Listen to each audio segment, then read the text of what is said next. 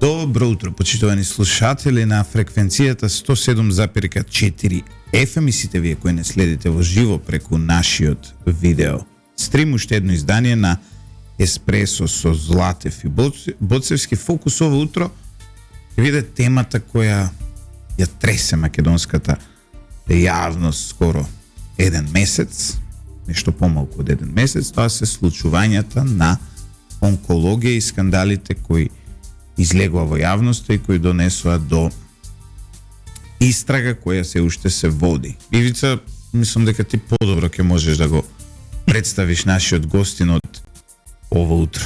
Па, нашиот гостин ово утро е буквално човекот кој што го воспостави системот на онкологија, кој што требаше да овозможи во реално време следење на целокупната ситуација и во делот на лечењето на пациентите, што е најбитно, и во делот на набавките, и системот кој што сите дознавме дека буквално првиот ден подрум. Да, е ставен во подрум, што веќе самото по себе е една сериозна индикација за тоа што се случува. Милан Мики Ристевски, така беше? Да. Без В. Ристевски, добро. Овакво, еден познат и лекар, меѓутоа можеме да кажеме вака и општественик. И боем од Скопската чаршија.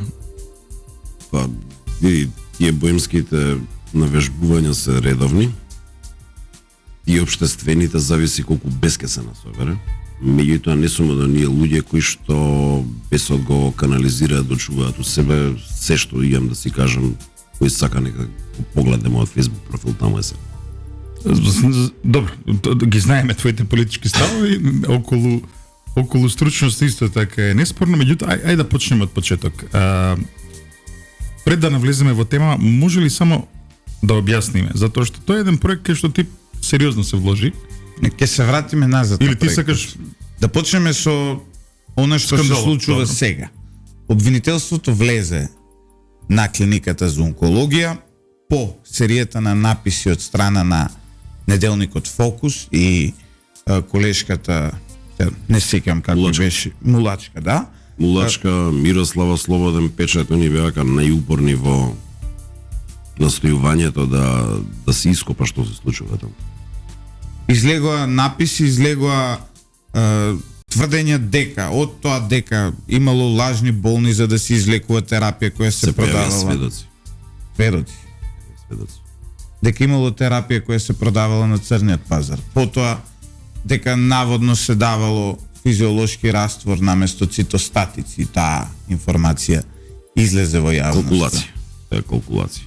Тоа е повеќе калкулација, тек тоа треба да се утврди дали навистина било така, кои какви дози добило, значи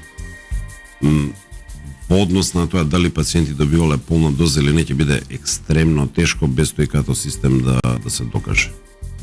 Екстремно тешко ќе биде тоа, меѓутоа она што истрагата може да го докаже како управувале со лековите и каде е тој мањак на лекови што цело време на ревизорските извештаи им се. Значи, црвената застава тука требало да биде подигната уште моментот кога излегол тој ревизорски извештај. А тој ревизорски извештај кога е точно излезен? Јануар 2020 порано. Значи цела година и пол веќе. Година и пол. Докторе, разговаравме, еве го спомнавме тој като систем и вие кажавте дека без него не може да се утврди. Вие сте вака концептуално да ги објасниме работиве. Секој менаџер основната задача му е да најрационално располага со ресурсите што ги поседува. Да речеме като е само еден дел. А во тек на беше планирано да се изработи така наречен менаџерски модул во системот, во кој што вие ќе можете помотно да ги управувате останатите ресурси од типот на болнички легла и болнички кревети.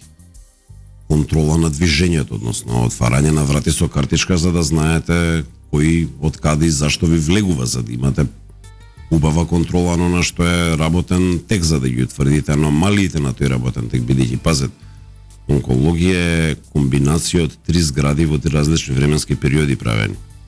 Еден дел од 56-та, друг дел од 71-та, трет дел од 2002-та и онкологија има 5 влезе, 5 излезе.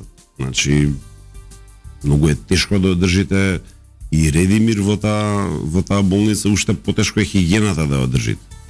Значи, морате да го смалите движењето, непотребното движење на луѓе, така ќе го намалите и бројот на кражби. Значи, бројот на кражби, ситни кражби, секогаш бил голем, бидејќи не можете да воспоставите контрола на движењето. Така да, менаџерскиот аспект е комплетна контрола на ресурсите, на хигиената, на редот и мирот. Като е делот кој што го прави тоа во однос на ресурс наречен лекови. Тоа е систем електронски, Тоа е софтвер. софтвер.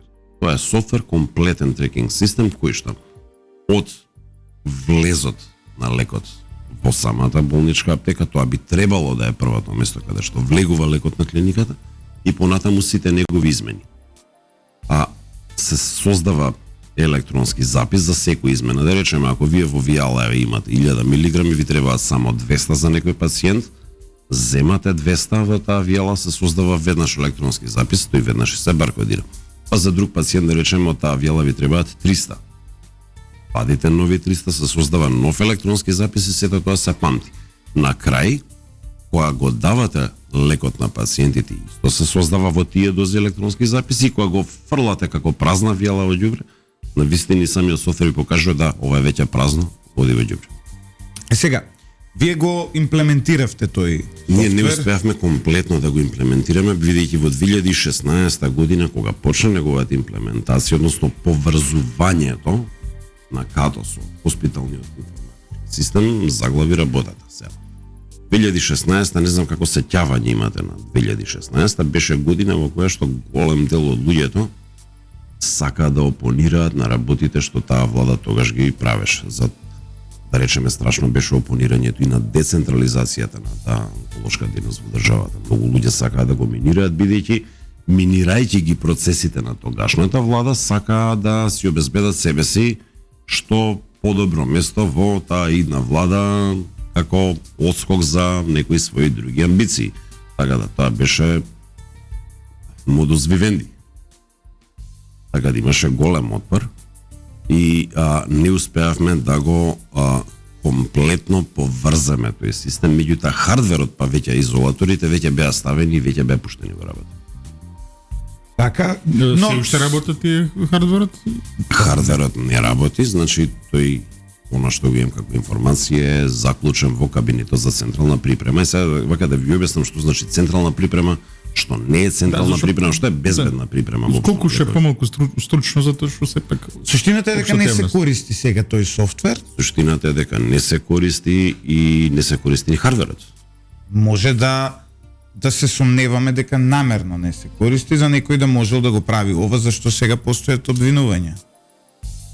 Факт е дека не се користи. Ние можеме да се сомневаме во што сакаме да се сомневаме, меѓутоа дека не се користи, дека треба да се користи, дека секаде во светот кај што се користи и треба по сите можни, значи сакате QAPOS 6 европските стандарди, сакате USP 800 америчките стандарди. Тој начин на работа морате да го имате за да светот вас ве гледа дека вие на вистина сте клиника во која што медицинската онкологија живее. Да речеме, замислете, вака, зашто онамо каде што се бункерите за акселератори, тие бункери имаат примарна заштита, конкретно на нашите акселератори кои што се со јачина до 16 милиона електронволти имева. Зашто примарната заштита е 2,40 метри дебела, а секундарната заштита е 1,60 метри дебела. Зашто не стаеле само обична цигла или гипс картон, дебел за 20 сантим. Бидејќи ќе истекува радиација, многу е просто. Треба околината да се заштити. Што клиниката за онкологија има долга традиција на радиотерапија и многу добро го знае тоа. И второ, самата Интернационална агенција за атомска енергија по своите контроли секаде каде што има радиологија, радиотерапија, нуклеарна медицина, има своји контроли, а не дозволува да речеме таков тип на пропусти. Меѓутоа, бидејќи во Македонија клиничката фармација е една се уште непрепознаена општествена дејност и стручна дејност и едноставно многу луѓе одат вон правилата што веќе светот ги воспостави. А тие правила не се за џабе направени да некоја таа прави профит и ништо друго, него тие се баш заштитни механизми на персонал, на пациенти, целиот систем. Се, затоа што понекогаш темава лета во воздух, а ние ви имаме вас тука, кога станува збор за лековите кои што се користат на онкологија, предпоставам дека зборуваме за милиони евра. Конкретно, значи секој од тие лекови ги чини даночните врзници на Македонија многу пари. Да. Можеме да илустрираме чисто века за што станува збор? Па без таа биолошка терапија, само ние 80 и нешто цитостатици кои што се на позитивната листа, со нормално флуктуациите на пазарот, тие чинат помеѓу 4 и 7 милиона евра годишно. За Македонија зборуваме? За Македонија збориме, а биолошката терапија, која што е многу поскапа, многу поскапа.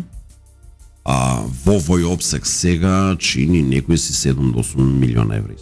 Значи, станува збор за терапија, која што е оправдана, која што сите ја поддржуваме, генерално меѓу 10 и 15 милиони евра во Македонија годишно. 15 милиони евра, да. Сигурно. Сигурно. Да. И сега, токму затоа што станува збор за систем кој што треба да има строга контрола. Само тоа, тој систем и не ви дозволува остаток. Значи, со сегашниот начин на работа, со сегашното мешање се генерира една загуба од 5 до 10%. 5 до 10%. Значи, тоа е милиони и пол евра. Да, секоја година. Пресметана загуба Сметана загуба. во ветер. И каде завршуваат овие? На Дрислан. Милион и пол евра од нашиот здравствен систем, од парите што ги даваме ние од нашите придонеси. Само на онкологија. Само на онкологија зборуваме, да. И има и кусоци, значи има ситуации пациенти да чекаат за терапија и така натаму. Да. Значи Не само тоа, знаете што тој систем ви оневозможува и мешање на истиот лек од различен производител. Сите пациенти кои што се започнати на соодветен лек од соодветен тендер, од соодветен производител, не ви дава да ги мешате веќе со количини ако се сретнат помеѓу два тендера. Стара количина од стан тендер што е при крај и нова количина од нов тендер. Значи, самиот систем ви оневозможува таков тип на мешање, бидејќи ако се појави несакан ефект, вие мора да знаете точно од кој лек, од кој производител ви е несакан. Од кое вие велите вијало, тоа е она... Да, тоа е вијало. Ампула она мала што го кршите, вијало она што има мембрана. Да, тоа е вијало и е поголем. Да. Тој систем ви оневозможува во својата полна конфигурација да дадете погрешна терапија, да дадете погрешно дозирање, значи човековата грешка е... Да следите што се вели до шишенце, да кажеме, менеджментот мора да го следи. Значи лекарот што е препишува терапијата, што е во амбуланта, тама работа да се оптеретува со сите тие информации. Меѓутоа, менеджментот должност му е да ги следи. Веќе некое време вие не сте на клиниката. 6 години не сум. 6 години не сте веќе таму, но еве го следите ова што се случува, веќе го коментирате. Сам го следам преку медиум, ја физички не сум таму, така да не можам да го. Физички не може да го следите, но она што еве излегуваат како информации, кој бил вмешан, како бил вмешан, мислите дека ова може да е бизнис, криминален бизнис, само на оној помошен персонал на медицинските сестри, или може би е за цел еден организиран систем во кој има доктори, или пак на крајот од денот дали е ова криминал за многу е небитно што мислам јас. Многу е битно тоа што ќе го покажи истрагата. Да, но вие многу подобро од нас може да ги видите работите. Знаеш, јас кога ќе видам за сестра, затоа што многу скандали, Љупче, да го поедноставиме, еве. Да. За да разберете слушателите. Многу скандали врзани со оваа власт завршува со обвинување на кабелот и така натаму. Значи, портирот од онкологија може да си влезе кога да се земе лек или да се излезе и да го продаде на црн пазар во Косово. Можно е тоа воопшто да се случи? Можно. А дали се случува? Треба да се докаже. Треба да се докаже. Очигледно дека ревизијата утврдила дека има недостигна лекови. Да, ама претпоставам дека вакви платени ги нема. Платени лекови ги нема. А ги нема. И се портирот може да се ги земе, да се ги земе. Секој што има клучеви. Како се нема таму некој... Тоа го збориме од Добре, преескривица, пошто го нема овој систем. Да, јасно. Секој може да ќе биде многу тешко да се докаже кој. Да речеме, моето скромно искуство низ животот покажува дека за вакви работи најчесто не завршува со портир. Туку напротив, кога станува збор за вакви работи, најчесто иде по ланецот до врвот. Ама моето искуство е скромно сега, не знам. Пак ќе кажам, не ќе да мислам, сакам да знам. И тоа да знам сигурно. Не калкулација, значи темата е преосетлива за да има калкулации. Не се со тоа тотално. Токму затоа А воопшто не сакам да се оди во лов на вештерки. Далеко. се согласувам. Така да мора да се утврди точно со доза, со име, со презиме, со ден. И тоа е возможно. возможно. Возможно. Ристевски велат дека се продавале овие лекови на црниот пазар во Косово. Сега како изгледа тој црн пазар во Косово? Тоа не е мала енигма нас. Предпоставувам и на докторот, ама добро. Кој да ја кажем, ја не се бавам со црн пазар, така да... Да, но сигурно стигнале до вас некакви... Ајде, вака, што е што сигурно го знам, нешто што се случувало уште од моје време, ви доаѓа приватно пациент од Косово, вие му одредувате терапија, и за одредено време треба таа да почне и наредниот пат тој пациент веќе ви доаѓа со македонска лична карта, со друг идентитет, има и здравствена книжка. Аново Како е тоа возможно? Прашате го мавре. Значи, сакате да ми кажете на лица што немале право да имаат Да, станале здравствено македонски државјани. осигурување, Станале македонски државјани со лична карта, здравствено осигурување, внесени во системот. затоа што сте внимателни предходно, нели не дадовте ни едно тврдење зашто не сте сигурни, ова веројатно сте го виделе со ваши очи. Со мои очи. Ова е И ова не е од сега. Никој не вели дека пациент што е од таква болест дека не треба да добие третман, но државната македонски систем е за државјани на Македонија. Еве се зголемило државјанството. Станал човек од државјани на Македонија. Сака значи голема хуманистичка димензија имала наша МВР, видиш. Не сме големи комунисти. Знаете, ова е веќе Страшно. легален криминал, затоа што Не, ова е организиран криминал пар ова е екселанс. организиран Ова е криминал. вон се. Ова е хумана услуга, ова е хумана услуга. Добра, ама хумана услуга. А види. ова со црниот пазар, еве, сега на пример ќе ги изнесе сестра, доктор, било кој од Тие таму. мора да се под некои специјални услови или температура, не знам. Има влага. лекови и да, има лекови, особено моноклоналните антитела, тие мора да бидат во ладоланец. Значи температура 2 до 8 степени со термологер. Значи портирот не може таков лек да изнесе. Може Може фриждерче да земе. се земе фрижидерче за пиво, ќе стаи 2 патрона унатре и со термологер. Знам. Може. Тоа е трагедијата. Значи пристапот, пазете, пристапот. Тоа не е банкарски сеф, меѓутоа сепак Има некој влез излез, некој архива. има влез, има излез, нема камера внатре. Значи, Како нема камера внатре? речем, условно речено, вие да го видите портирот дека влегува и излегува, под джебови вие не го претресувате што има, он секако дека условно речено не може да ви земе 10 вијали, ама една може. А тоа на камера уходник вие многу тешко ќе го... Да, јасно. Вие само ќе видите дека влегул и излегул. А добро, нема некој дигитален влез излез кој што каже. Тоа е Кој тој влегува, систем кој на излегува. движење, да. Значи, тоа е... Подруме. Не. Тој тип на контрола на движење уште не беше воспоставен, беше замислен да се воспостави. Меѓутоа се уште не беше воспоставен. Така да систем на отварање на радиофреквентна картичка треба да има, да речеме, Жан Митрев клиника го има. Точно се знае кој кога и увезол. Кој кога излегол, кој каде влегол, колку време се задржал, што правил. И тој секаде во светот, особено наму каде што и се скапи лекови и се тешки пациенти, тој систем постои. Немате потреба за брава да се фаќате, нема кваки, нема ништо, едноставно вратите сами ви се отвараат, само вие покажувате картичката. Истата таа картичка имам во менуране со другата собака.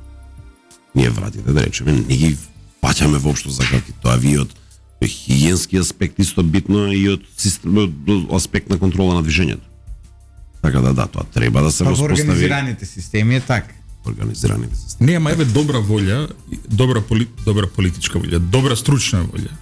Затоа што јас држам до тоа дека мора да се деполитизира здравството во Македонија. Добра стручна волја покажува дека може тоа да се направи, така? Апсолутно. Ајде овака. За да го направите тоа ви треба буџет, така. Да. Знаете колку многу е тешко во преговорите кога преговарате буџет, вие да му објасните тоа на фондот? Од каде тој буџет? Значи, конкретно еве за буџетот за 2015 година, мене ми беше намален за 100 милиони денари. Што се некои милиони по евра, така? Малце поише. Што е за онкологија страхотно. Како сум ја преживеал таа 2015, само ја знам. Добро, ма нели овие работи треба да се на Министерство за здравство? Не, фонд. Онда Тоа е фонд. лековите валјда треба да ги тера. Значи, Зборам за знаете што, системи, бе. кај нас и системи е малку од самиот почеток од осамостојувањето се погрешно поставени наместо Министерството да биде креатор на здравствените политики, кај нас излезе фондот наместо купувач или плаќач на услуги да биде креатор на здравствените политики. Тоа е големата грешка што од самиот старт имаме на тоа. Начинот на кој што самиот фонд ги финансира клиниките е исто погрешен. Што значи тоа?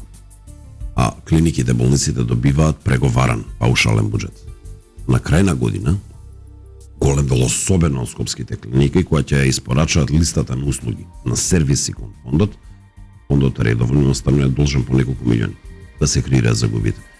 Да речем, одите во кафана и во кафана вие го гледате ценовникот и зависно од тоа колку ви е джебот и што сакате да пиете, вие нарачувате пењи и на вас кога ќе ви стигне фискалната, вие си плаќате тоа што сте испиле, односно нарачале, така? Амо не е така. Таму ти однапред планираш. Значи, У понеделник ќе пијам 10 пива, у среда после ќе јадам бифтек. ама не ви го ни плаќате. Значи не е paper сервис. Во приватното ви е paper сервис. Аму вие паушален преговарам буџет, па вие како ќе се снајдете се. Зашто се случува да речеме болница Кочани се. Услуги скоро и да нема, 90% од буџетот оди на плата. Имате скопски клиники што се преплавени со пациенти. И каде што најголемиот дел од буџетот нормално оди на реагенси, оди на лекови и такви работи. И кога вие на фондот на крај на денот ќе му кажете да, знаете што во секоја држава е нормално на секои 5 години целиот овој интериер да се изреновира, штекери да се сменаат. Но никад нема пари. И на крај после кој е крив нормално директор. Зашто не ги сменил штекерите од кај му буџет? А видовме дека штекерите се значени во здравството. А видовме дека штекерите се значени. Има една генерално во однос на целата клиника и работењето, не постојано гледаме скандали во јавноста, од ситни јавни набавки до огромни скандали. Еве сега имаме случај, например, стерилизација во јавното здравство ќе се прави надвор. Тоа е една тема која За многу поскапи пари. Еве, вие студиски сте работели и во странство, редовно познат истражувач сте, важите во вашата област за некаков авторитет, не само во Македонија. Сте виделе негде по запад така да има централизирана стерилизација? Да. Не само да речеме цели региони каде што нема условија конкретно да се вратам на онкологија, постои централно спремање за цели региони. Што значи?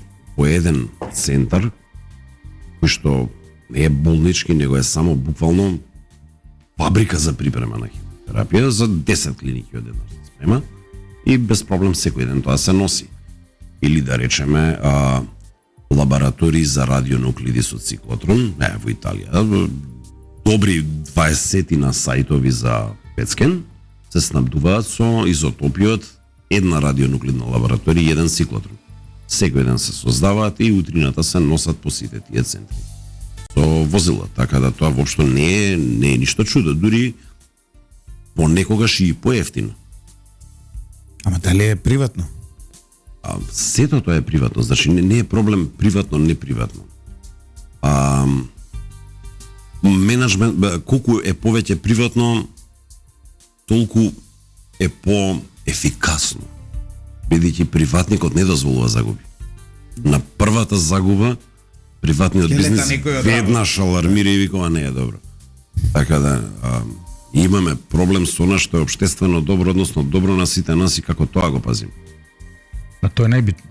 А тоа е најбитно. Тоа е најбитно, не може сите да се лечат приватно во една земја и сега на крајот Не знаете што во нашето општество ние дојдовме до еден друг морално општествен проблем, што е општественото добро, како се грижиме, колку сме гласни за него. Значи ние можеме да бидеме гласни до еден момент, еве. Ќе трубиме по радио, по телевизија, ќе пишуваме на Facebook, меѓутоа што кога и тоа не е доволно.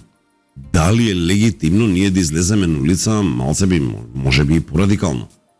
Како тука ние со законот и со силите на законот ќе се пресметаме. Јасно.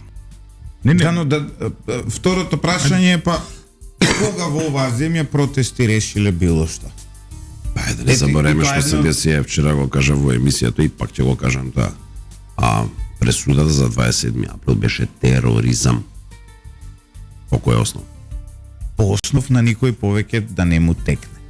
Тоа да, е основ. Друг никој основ да не му текне да се буни и да се завладее со страф. Апсолутно. Вие видовте некој од странски амбасади да се побуни и да каже чекајте, ово не е тероризам, мало. Имаат крводарителски акции. Но не, ајде да се вратиме, чекај се, да се вратиме на тема. Фативме една убава насока, како да кажам. Ние во оваа емисија постојано за тоа трубиме дека едно од врвните добра во оваа земја е јавното здравство. И дека мора по секоја цена да се сочува. Општо во Европа е така, разликата во начинот на осигурување, да речеме, меѓу Америка и Европа е огромна. А и во просечниот животен век се гледа тоа. Во Европа малце подолго се живее, малце повеќе подолго. Добра, Јапонија е тука се уште шампион и Скандинавија, али и Италија, што е изненадувачко. Меѓутоа Италија има сериозно јавно здравство, се да бидеме искрени. Има сериозно за среќа и лесно достапно. Ти пазете, и достапноста на услугите јавното здравство е Значи, за некои држави голем проблем. Да речеме во Канада, вие да добиете услуга од специјалист, неверојатно побрзо ќе се случи компликација или смрт него да дојдете до специјалист. Во Америка исто голем проблем, во Австралија, во Нов Зеланд, воопшто во Комонвелтот е голем проблем. Меѓутоа во Европа не е толку голем проблем. Европа се уште јавното здравство го третира како јавно добро со многу висок приоритет. во Британија и патриотизам, одбрана на националниот систем за здравство, таму се смета за врвен патриотизам. Со тоа што малку нивниот систем да парите го следат пациентот им да преголеми права и често пати грешки на она што го викаат GP, General Practitioner, така да си има и Британија своји проблеми со. Во принципот дека јавно здравство е патриотизам во 21 век е точен се на крајот. Да. Да се вратиме на онкологија. Духовите се возбудија, овакво. Затоа што на онкологија духовите се возбудени децени назад.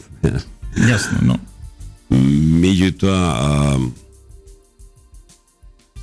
ајде, истрагата нека си го покаже својата. Никој каже својата истрагата, меѓутоа ајде да тргнеме и за некои други работи, да кажеме, еве, власта се збуни од реакцијата, која што беше оштра, за мене не беше воопшто збунувачка, претпоставам и за тебе, Липчо. Ај вака да се вратиме на назад. За мене е збунувачки зашто се уште нема ерупција на тоа. Да. И во тоа види. Зашто, знаете што, за да има ерупција мора да имате податок што е неоспорен, така наречен показ црно на бело. И до тој момент на вистини не е добро да има ерупција, бидејќи ќе личи на бркање на вештерки. Морате да имате тоа, значи. На вистина, прогонувањето на недолжни луѓе е греф. Да, се доби впечаток дека барем под пишувањата на незадоволството по социјалните мрежи можев да го видам тоа, имаше една перцепција дека сите кои работат таму се монструми, нешто што е далеку од истината. Далеко. Да. Меѓутоа, власта во еден момент во паника видовме дека почне некои луди кампањи, па по некои темни ќошиња на социјалните мрежи, вашето име почна нешто да се ништо чудно. да кружи. Очекувано беше за вас тоа? Да.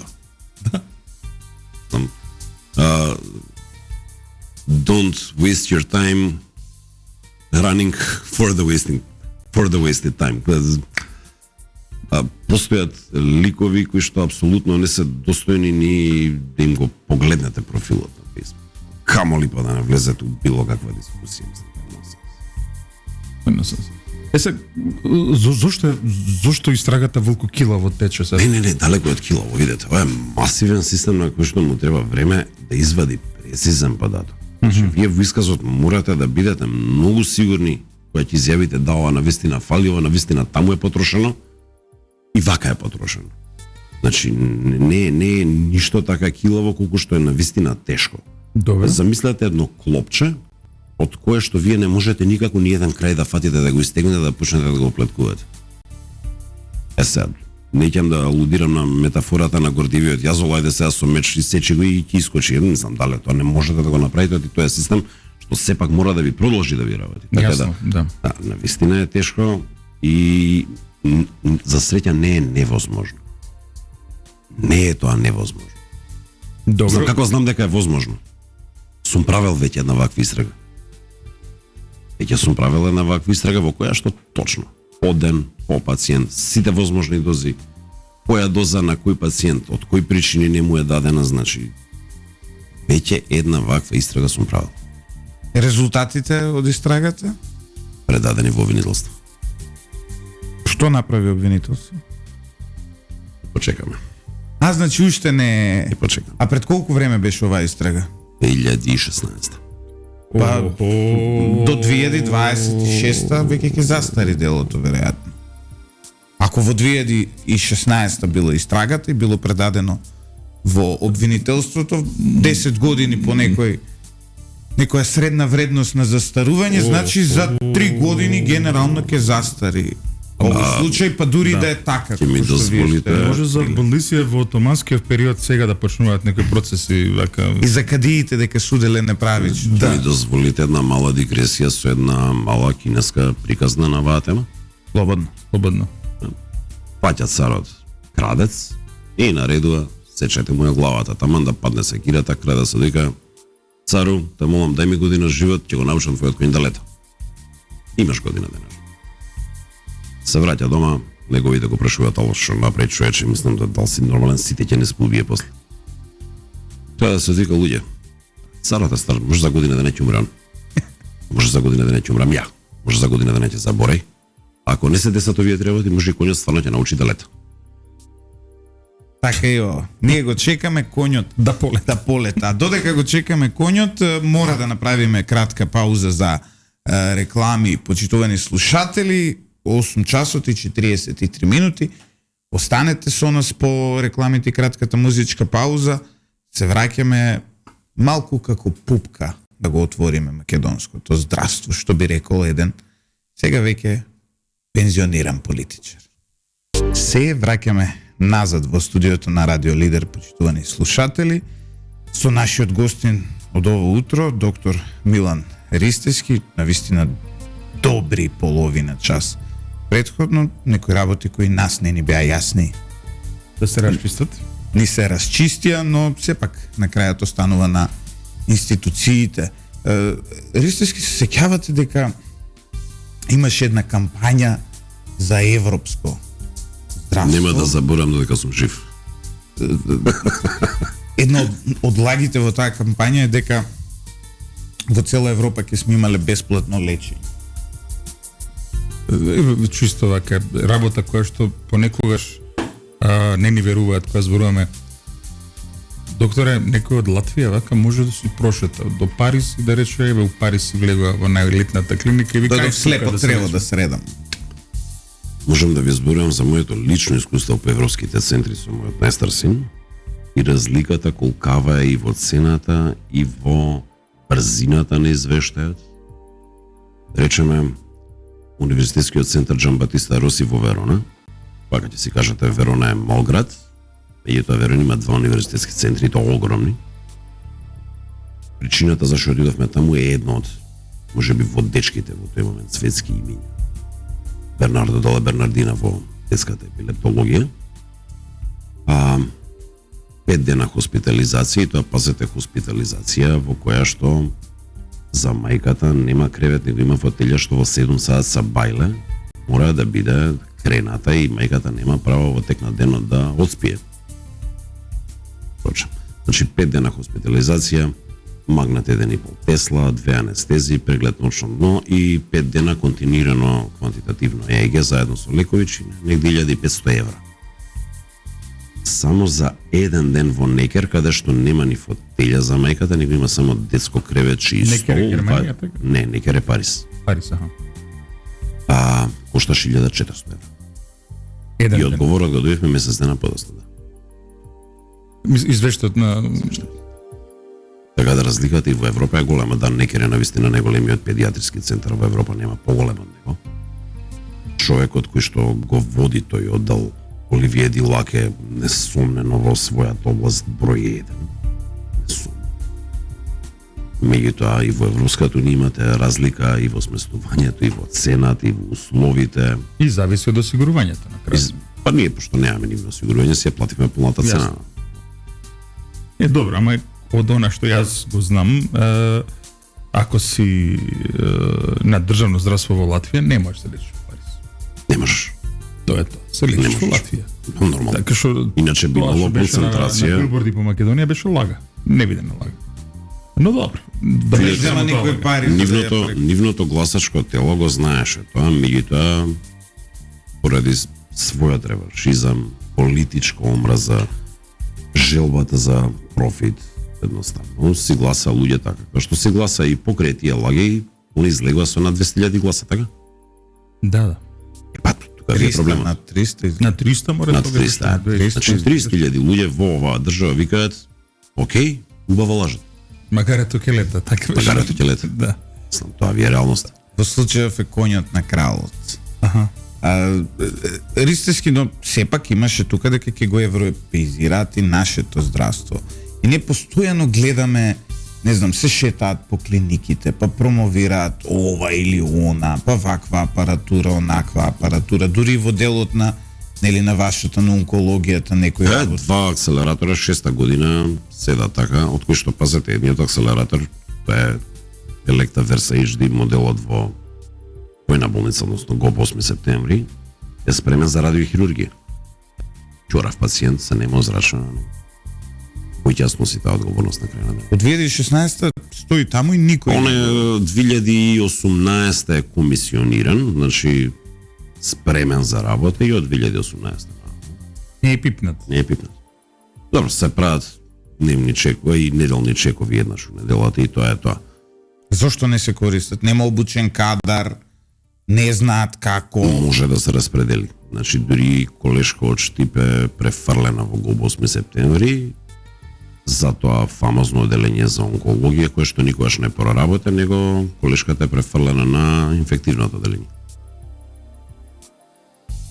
Еве, Битола, да речеме, има 4 специјалисти, има акселератор, ќорав пациент не одржа.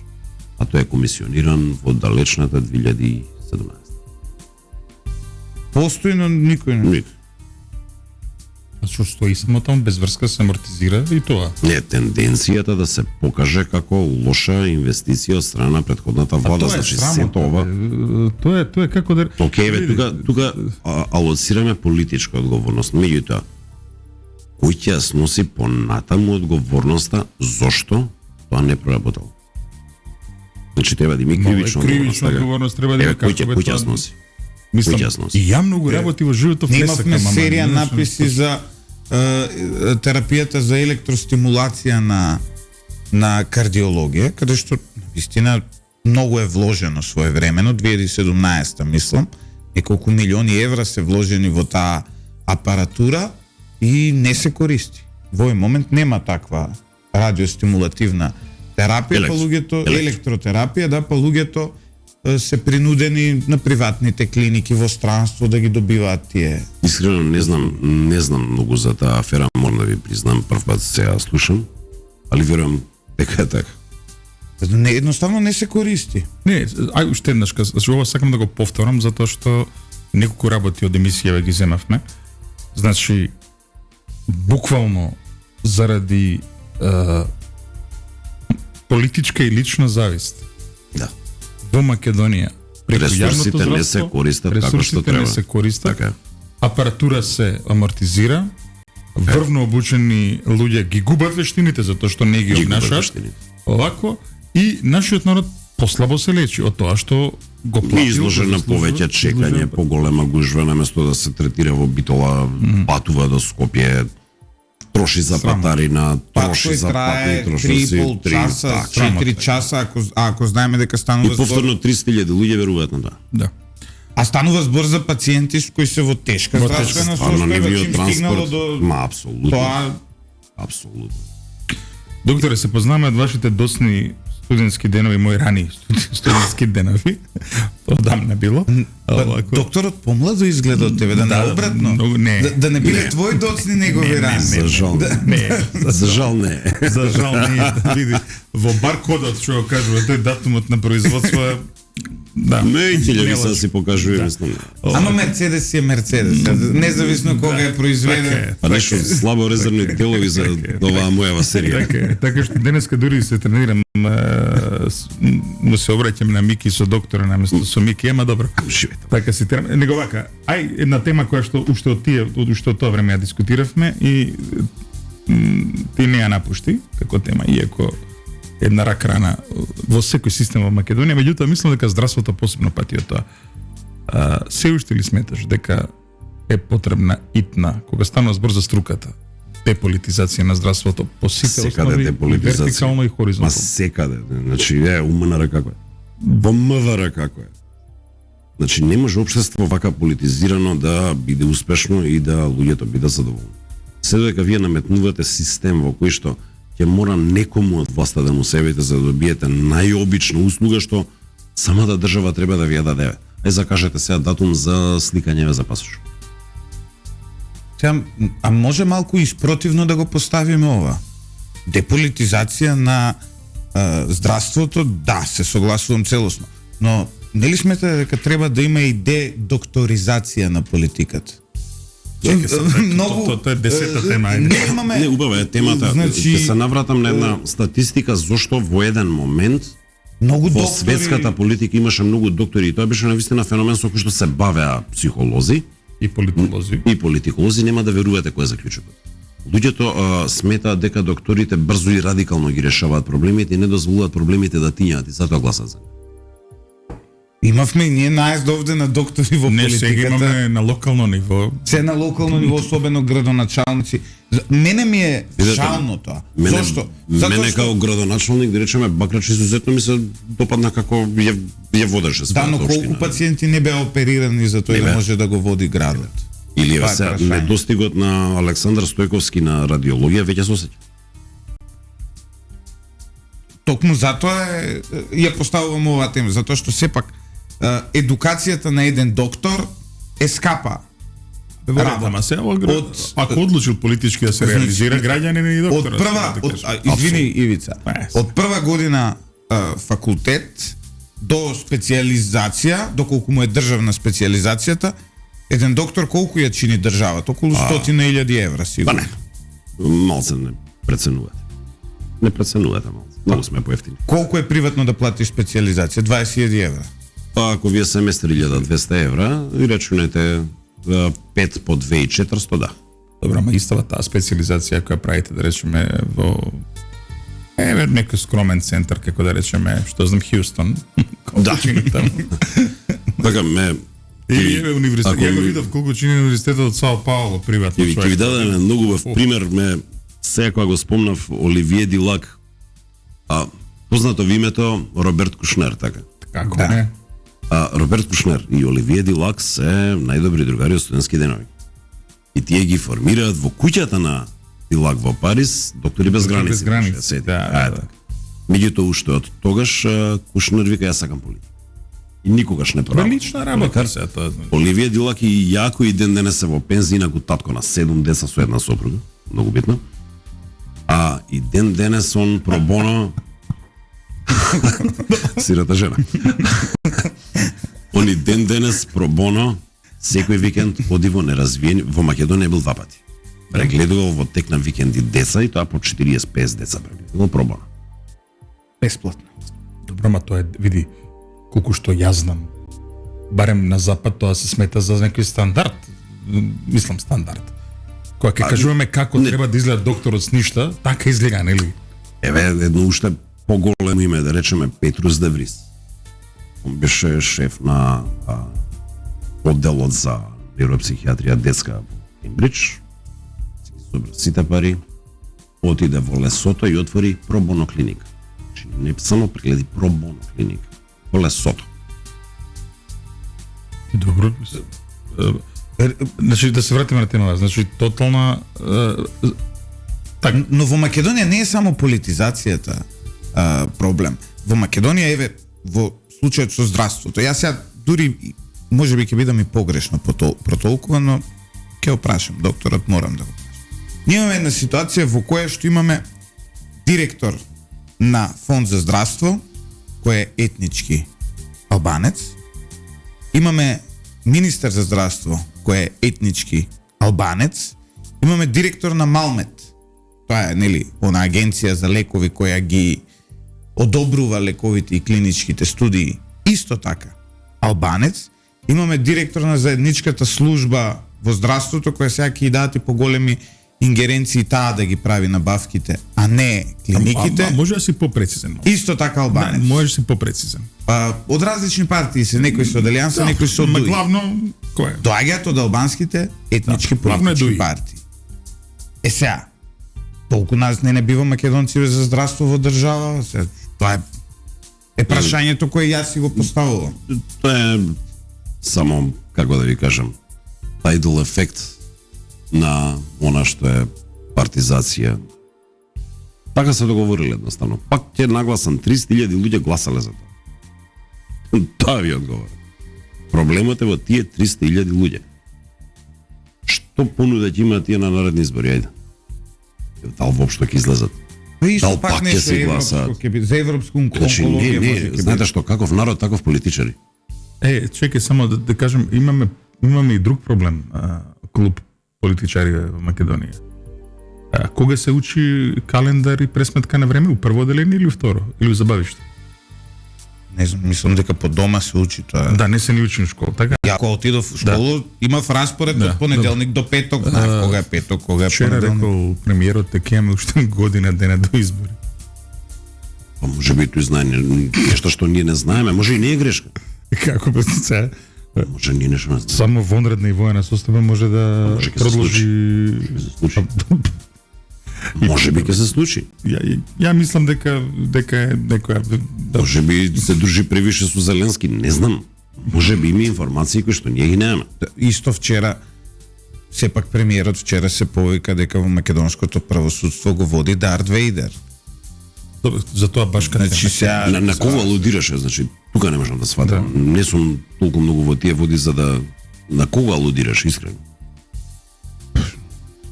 не знам. Вика, премиерот го нарече Дарт Вейдер на македонското правосудство, човекот што стои зад актуелниот закон, што сега е експресно беше сменет и покрај бројните реакции во јавност. Па не ми личи премиерот Ноби Ванка Ноби, мора да ти кажам се, мама добро. Не. А не, меѓутоа Симил Джексон играше улогата на ќелјавиот джедај. Само не ми текне како му се викаше ликот во филмот. Се сеќавам на човекот, се сеќавам. Да. Ја еве ќе се пријавам да бидам Джаба да Хат.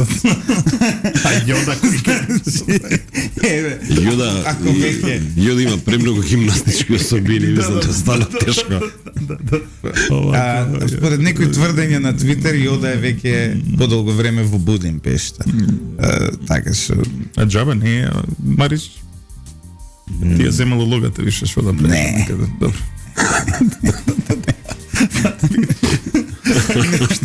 Сега овакво. Кај политизацијата, односно деполитизацијата. ова треба и тука чим джеда и влегоа во математикава имаме сериозен проблем. Да. Ни прво Дарт Вейдер треба да го победиме, па после со деполитизација веројатно ќе се бавиме. Значи, повторно стануваме на истото прашање. Тие 300.000 луѓе. Како тие 300.000 луѓе ќе смена својата свест во однос на она што се општествени актуелни прашања? Докторе, ние се трудиме еве да разговараме. Не може да најдеме еден од тие 300.000 јавно да излезе овде и да не побие. Не го чекам. Логиката да разбереме политика. Логиката да ја разбереме, еве било кој од тие 300.000 слободно контактирајте на Facebook, било каде ќе разговараме. Ќе ви дадеме Ајде вака простор. да го смениме прашањето, сега малце ќе влезам во вашу улога. Ако ми дозволите. Секако. Како да се направи Проблем е ние кога кохезија? влеземе во ваша улога, тоа е кривично дело. Надри лекарство. Како се викаш оној варумин лекон Да. Варумин е хербален лек. Кој што сега треба да преиде во додаток на исхрана. Да, јасно. Тоа е тоа. Инаку воопшто не е лош како додаток на исхрана. Ајде, навистина. Скапо го продаваа по луѓе тука. И ги лажа дека ќе ги излечат со Тоа да. со рак. Исто има сега Да. знам пошто имам случај дома и сум се борел против надли лекарството со аргументи. Па има, не знам, ваква отров од како се вика тоа, од кубанска некоја Такви скорпија. работи ги имате на секој чекор. Трнете понатаму, јавно беа злоупотребувани ликовите на професор Пановски и на професор Кедев. За такви работи, мислам, колку време траеше истрагата, додека ги провалат кои се. И До тој степен одеше безобразлукот. кога цвета дуњи на Сабелю 5 да се прошеташ на гладно срце, нели? И Да, после исто. да земеш Јас долго време со мајка ми се расправ зејтин дека требало да пијам на сабајле маслиново масло. Зошто? А не знам, тоа било добро за За хемороиди? Не, негде прочитала. И сега генерално викам, кој нормален човек стане на сабајле и пие зејтин. Маслиново масло, знаеш. Но во народот се шират овие и вината тука колку што е нели во системот, толку и кај медиумите. Затоа што овие работи, овие луѓе ги читаат на портали и многу често тие портали се информативни портали. Вакви работи може да прочитате на портали кои излегуваат на TimeMK. На шо превинителство. А колку беше порталот, како се викаше на Маријан порталов? Докасем. Колку беше тоа информативен? Ја сега имам проблем со тој портал. Измислил моја изјава, нешто дека јас сум кажал, никад не сум го кажал, и сега ме тужи некој за таа изјава, ја идам се објаснувам дека тоа никад нигде не сум го кажал. Не сум го напишал. Како се да се објасни? Тоа, знаеш дека кога беше комунизмот, бугарите велеа дека така функционира нивната разузнавачка служба, дека кажат дека еве сестра ти е неморална женска личност, па ти докажувај после дека немаш сестра. Да, и јас сега Тоа докажувам е дека не сум го кажал тоа. Тоа е, али не е битно. Значи, никако е пак да се вратам на оваа деполитизацијата, знаеш, ова денеска стварно е ти иде, овој септември во низа имаш неработничка класа, сега имаш дедокторизација на политика. Дедокторизација на политика. Имаме тука некои интересни проблесоци, но ајде, значи, да се вратиме на темата. Страдаат и пациентите, страда и струката во моментот кога влегува политиката, наместо да влегуваат некои други работи во здравството. И она што за мене е погубно е фактот дека имавме една евакуација на многу луѓе од здравството во приватното здравство. Сега во ред, не дека ја не сум против, нека постои приватното здравство. Нека работи и приватното здравство, меѓутоа знае основа на едно модерно европско општество, нели во Европа ќе одиме така. Запад сме биле така, е јавно здравство. Значи, дека достапно. ќе ви ја земам паралелата со Полска. Таму е апсолутно небитно дали е државна или е приватна клиника, бидејќи сите имаат склучени договори со фондот. Тотално е небитно дали е приватна, дали е државна. Меѓутоа, цените на фондот се пазарни и нормални за разлика од нашиве цени. Значи, она што последно го имам гледано таму од 2017 од цените на фондот, по кој што фондот би требало да ги плати услугите, а не ги плаќа, значи па им дава паушал. Нонсенс. Мики, ќе има ли нова позитивна листа?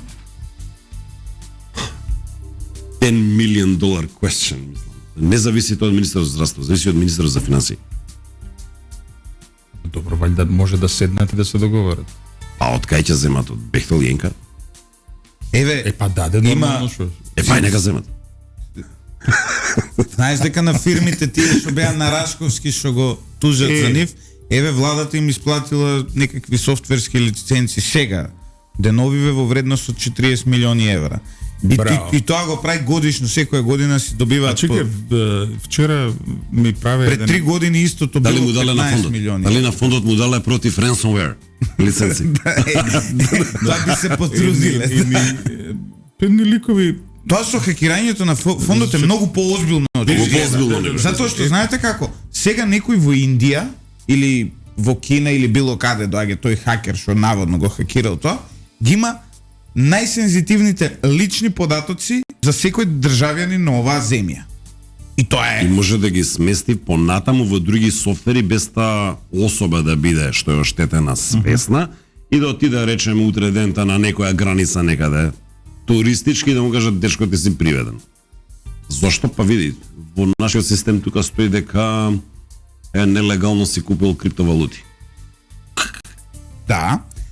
А друга работа е, например, ако вие имате некакво сериозно здравствена состојба, таа фондот на здравство преку вкрстување на податоци и дата сайенс, тоа може да го ископа врз база на тоа што ми пишал мене доктор. Добро, немаме ние такви фирми што котираат на берза толку многу за да некој таков податок е не знам ти колку важен, мислам, далеко од тоа. Секако дека нема да направиме помор на берзите поради некој личен податок за лична болест на некој од нашите тајкуни, мислам. Тоа секако нема. Нема служби може тоа да го таргетираат. Може да го таргетира, може маркетиншки да се таргетира, може се и се што да се прави.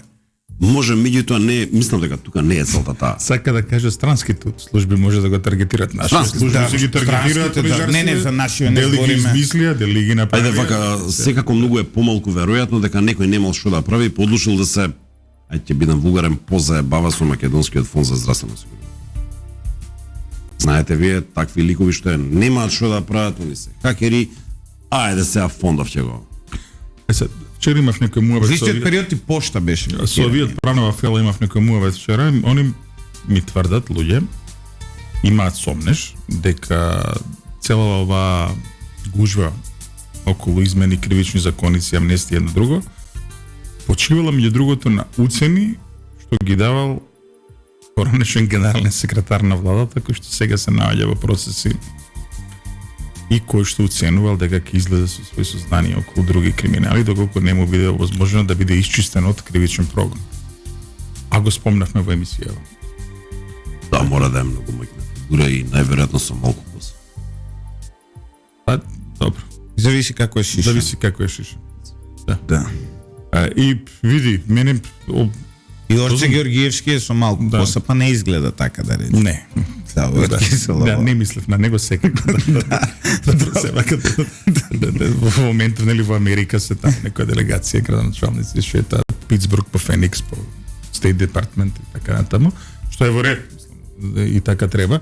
Да се Не. вратиме се значи на темава, иако јавност, рековме, јавност е сензибилизирана околу оваа тема, но според ова што го слушаме овде, вакви истраги траат долго. Вакви истраги траат доволно долго колку што треба да трае за да на крај недвосмислено се понуди доказ. Недвосмислено се понуди изјава во која што или има или нема злоупотреба. Добро. Еве Идејки изјава ако- на министерот од вчера, меѓути лично гарантирам дека терапијата на клиниката за онкологија е безбедна. Како? Сега, ова се големи збори. Ајде да речеме Еве неќе- мене ако ми се деси Липчо, нешто, ајде вака. Замислиме дека сум сестра што е на спремање на терапија, еве сега се наоѓам во регистрот внатре. И поима немам за кои пациенти спремам едноставно у моментот сум уморен и по тоа просто тројно правило по кое што рачунам направам грешка. Или ќе го предозирам или ќе го субдозирам пациентот. Како уопште министерот без да знае како изгледа тој процес може да даде таква изјава? Човечки фактор без никаква лоша намера. Никаква лоша намера. Едноставно у тој момент ми паѓа концентрација. И погрешно израчун. без софтверот тоа може да се случи. Дајте, мислам да вакви паушални. Јас сваќам неговата добра волја да Да ги Узбрани смири, да ги работите, смири да. работите, да ги воведе, меѓутоа се уште и без никаква зла намера. Грешките се можни. Зошто е толку скап софтверот кој што обслужува радиотерапија? Тоа е милионски софтвер. Бидејќи поместување на пациент кај што не треба од соодветната позиција или погрешна симетрија на полето или погрешна хомогеност на зрачната доза, системот веднаш блокира и вика стоп, грешка, репозиционирај, почни од почеток, репланирај. Замислете, пазете, основата на која што се базира радиотерапијата и воопшто онкологијата е прецизност.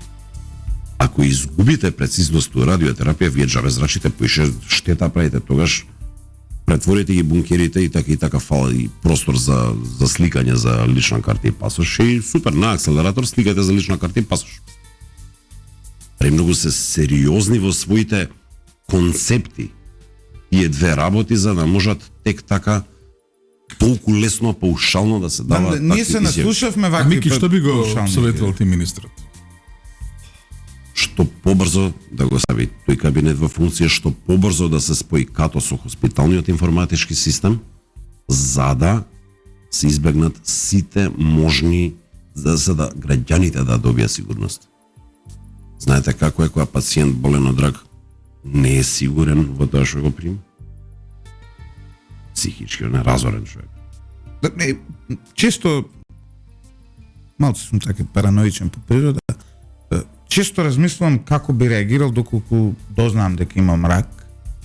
И да ви кажам искрено, не дека не верувам во здравството, верувам во здравството, но знаејќи колку се мачни и тешки овие Може да ти одговорам со музичка жалба? Да? Аве молам, Пол Маккартни, Live and Let Die. После емисијата ако побарајте у системот, Live and Let Die, понекогаш си велам, па ако имам рак, може и воопшто да не се третирам, едноставно да чекам да заврши. Се случува и тоа? Се случува. Ајде вако од она што е досегашна пракса, особено кога станува збор за скапи лекови што ги немаме. А голем дел од пациентите вика, знаете што доктор, ако одам ова да го купам, ќе уништам целата иднина на моите деца. Све што сум создал у животот, не сум го создал ја да се лечам, него за на нив да има возможам некоја поубава скала во општество. Така да луѓето тука сами се присутуваат. Ова е секојдневие. Секојдневие. Кај вас, на вашата работа. Ако се пазете во голем дел од диагнозите и најчесто се исцрпени сите моменти на лекување и нема веќе нешто што би делувало. Сега како ќе вратиме до вербата во системот? Ќе го изградиме како што треба. Затоа што И ќе покажеме дека е така. И ќе Ова покажеме намерно дека го е така. спомнав како пример, затоа што секој пациент прво води лична битка со себе и сега истоштено таа лична битка со себе, од своите стравови, од нели од стравовите на своите блиски, од сето тоа, од сите тие трагедии, сега треба и да се бори со системот. Од другата страна го има и системот, кој наместо да му биде Па и кажете пријател... ми за која работа ние не се бориме со системот. Па добро, има работи за кои, например, кога Да, плаќаме не. данок, не се бориме со системот, тогаш се перфектни во пресметките. Да не ја перфектни се наметнувам во- и мојата лична тема, борбата на родителите на децата со прешки развој. Тоа и да не го ни спомињам, значи. Како Не, јас таа не. борба е само удирање на глава во железна врата. Вие можете да удирате 2-3 пати во железна врата, после тоа главата ви се расцепува. Значи, во сите сегменти на општеството е така. Кажете ми еден сегмент кој што добро работи. Пофалете се. Тој сегмент во општество, како општествена деност, на вистина нема проблем, проблемите се решаваат брзо, не е политизиран, професионалци го водат. Но, знаете како? Ако некој е здрав човек и нема проблем да води битка. Тука проблемот е што битката ја водат луѓе Точно. кои и така ги имаат сите коефициенти наспроти себе. Мики, да прашам, како реагира фелата на ова? Секако дека не е драго. Не постои човек. Ја, го кажувам како син на здравствен работник, на докторка. Ако гледам дека таа го преживува, иако во пензија веќе мајка ми тешко го преживува. На никој не му е драго, далеко. За го чувствуваме сите како пораз. Знаете кога Хипокритовата заклетва врзува? Се уште? нормално дека се бавите со таа дејност. А ја вие давате секој негде го вие осеќате. како доктори таа заклетва? Да, на земање на диплома. Од факултет или од... Мислам, не се, и да И дадете значи, и да така. не ја дадете, вас ви значи тоа што го работите. Значи, вие не можете да издржите во некоја дејност повеќе од неколку години ако таа дејност не ви значи на вас. Сем ако не работите некоја автоматска работа од чисто екзистенцијални причини, немате што друго во животот да. Медицината не е таква. Медицината ја работите пред се поради тоа што ја сакате како како наука. Ај се пред да затвориме, само должни сме да одговориме некои прашања од гледачите што ги добиваме. Имаме едно прашање од наш редовен слушател, вели дали таа со чизмите од тавана се уште е директорка на заедничките служби? Не. Не. Друг е директор. Ама и тој е со чизмите, веројатно. Видете, таа метафора конкретно Со коланите, може би, со чизми. Со опасач. малце така несрекно дадена и ја лично ја познам Шкодрана, мислам Се излета сакаш така? мислам дека метафората така мислеше на чизмите со висока штипа. Добро. Добро. Малце метафората е погрешна. Добро, меѓутоа веќе не е на заеднички служби. Знаеме кој на заеднички служби се директор? Сега во моментот е член на, те честитаме на Шкодране, во моментов има ново работно место, таа е член на одборот на директори на Македонски Телеком. Така што успешниот менеджмент на јавното здравство го пренесе во Знаете што, телекомуникацијскиот таа бизнес. служба за заеднички работи е на вистина на многу клета служба за работа. Мислам, добро ги знам работиве како стојат таму. Значи, вие обслужувате голем број на клиники, меѓутоа не го рачунате оној простор меѓу клиниките што е ничего. А тие го обслужуваат. Така да верувате ми, тешка е работата Тие се таму. одговорни за паркингот на нека што е... Паркингот, министерството, вака за тој паркинг морам да ви кажам, не знам. Лјупче не е редовна темата, паркингот. Јас скршив и бев во полиција повикан информативен разговор, ја намерно скршив рампа од тој паркинг на клинички центар, се деси пред пола година. И се изнавирав бидејќи немаше ни нецели 5 минути како само ја земав мајка ми од пред хематологија и излегов. Сега, мислев дека важи истото правило, ако се задржиш полца, кај да знам, 5-10 минути. 5-10 минути, дека не, мора да се наплати. Тука ми пукнав. И искршив рампата. Свиткав, стори, не ја кршав. Ја свиткав и си излегов. Нормално мафнав на камери. Со тој паркинг веќе стопанисува градски паркинг. Меѓутоа, кога го направив тоа, нивниот договор бил завршен.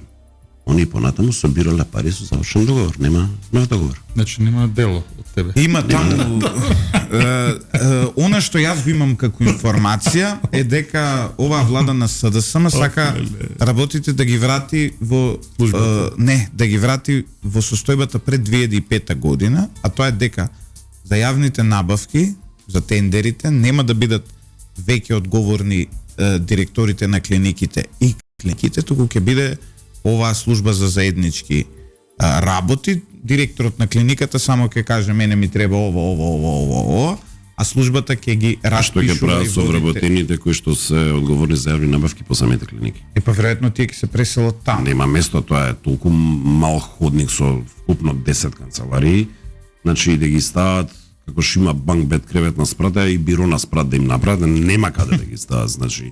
Знаете што е најголемиот проблем на оваа влада? Тоа што не прави симулација на тоа што сака да го направи. Направи прво пробна симулација, види како во реалноста тоа би изгледало. Значи прво скочи па реци оп.